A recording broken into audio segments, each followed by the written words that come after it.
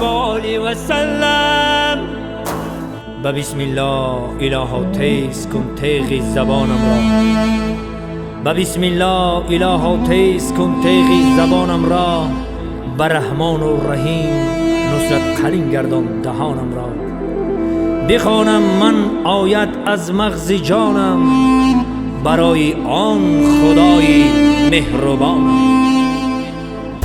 سبحان الله به هر دمم یار توی، سبحان الله کشایشی کار توی، سبحان الله به عزت کل فیکون، سبحان الله مرادی همین جماعت مسلمین را حاصل کن برحمتک یا ارحم الراحمین. ای خدا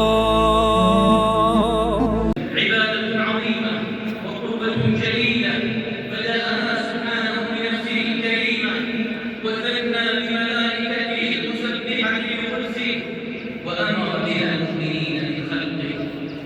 فمن حبه سبحانه لنبيه قارن طاعته بطاعته وحبه باتباعه وذكره بذكره، فلا يذكر الله جل جلاله إلا ويذكر معه رسوله صلى الله عليه وسلم. قال ابن عباس